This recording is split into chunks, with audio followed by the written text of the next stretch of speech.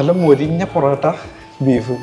എടാ നിനക്ക് എന്താ പറ്റി? ഇല്ലടാ, ഞാൻ കുറെ ദിവസമായി എനിക്ക് ഒരു ട്രീറ്റ് തരണം എന്ന് വിചാരിക്കുന്നു. നീ കഴിക്കും, നിനക്ക് പൊറോട്ടയും ബീഫൊക്കെ ഭയങ്കര ഇഷ്ടമുള്ളതല്ലേ? എന്റെ ഇഷ്ടങ്ങളെ കുറിച്ചൊക്കെ നിന്റെ ഓർമ്മയിലുണ്ട്. നീ കഴിക്കി. അല്ല നീ പറയുന്നില്ലേ? അല്ല, എനിക്ക് വേണമെന്നില്ല, എനിക്ക് നിന്നോട് കുറച്ച് കാര്യങ്ങൾ പറയാനുണ്ട്. പറ, മുന്റെ കാര്യം നമുക്ക് പറയാനുള്ളത്. അതൊന്നും അങ്ങനെ വലിയ പ്രശ്നമൊന്നുമില്ല. കഴിഞ്ഞ ദിവസം ചെറിയൊരു സീൻ ഉണ്ടായി. അമ്മ എന്റെ പാന്റ് അലക്കാൻ എടുത്തപ്പം പാന്റ് അന്ന് ഒരു സിഗരറ്റ് പാക്കറ്റ് പൊക്കി.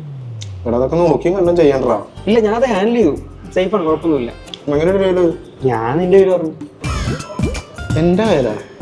നീ എന്തിനാടാ എന്റെ പേര് പറയുന്നത്? ഞാൻ എങ്ങനെ നിന്റെ അമ്മയുടെ മുഖത്ത് വെക്കുക? എടാ ഞാൻ വേറെ എന്ത് ചെയ്യാനാടാ, എനിക്ക് നിന്റെ പേരല്ലേ പറയാൻ പറ്റുള്ളൂ. കുഴപ്പമില്ല, സിഗരറ്റ് അല്ലേ? അത് മാത്രമല്ല, അച്ഛൻ എന്റെ റൂം ക്ലീൻ ചെയ്യാൻ വേണ്ടി വന്നിട്ടുണ്ടായിരുന്നു.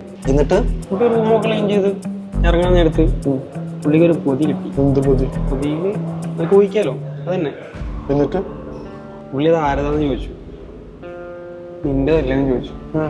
ഞാൻ തീർക്കാനൊന്നും പോയില്ലടാ, പുള്ളിക്ക് ഓൾറെഡി നിന്നെ സംശയം ഉണ്ടായിരുന്നു. എടാ മഹാഭാബി, നീ ഇത് എന്തിനാ എന്റെ തലക്ക് ഇടുന്നത്? നിനക്ക് വേറെ ആരുടെങ്കിലും പേര് പറയുന്നില്ലേ? എടാ പുള്ളി ഓക്കെ ആടാ, പുള്ളി എന്താന്ന് പറഞ്ഞാൽ പുള്ളിക്ക് വിഷമം പറയണം, ഞാൻ എന്ത് ചെയ്യാനാ? ഇച്ചിരി വിഷമാവെന്ന് പറഞ്ഞാൽ നീ നിഷേധിച്ചില്ല. ഞാൻ തീർക്കാനൊന്നും പോയില്ലടാ. ഇതിപ്പോ എനിക്ക് നിന്റെ വീട്ടിലും കയറാൻ പറ്റില്ല, എന്റെ വീട്ടിലും കയറാൻ പറ്റില്ലാത്ത അവസ്ഥ ആയല്ലോ. നീ എന്തെങ്കിലും ബാക്കിയുണ്ടോ? ഈ ബാക്കി ഉണ്ടോന്ന് ചോദിച്ചാ, നീ വീട്ടിൽ നിന്ന് ഇറങ്ങുമ്പോൾ എന്തെങ്കിലും പ്രശ്നം ഉണ്ടായിരുന്നോ? ഇല്ല. നീ എന്തായാലും കുറച്ച് ദിവസം മാറി നിൽക്കുന്നത് നല്ലതാണ്.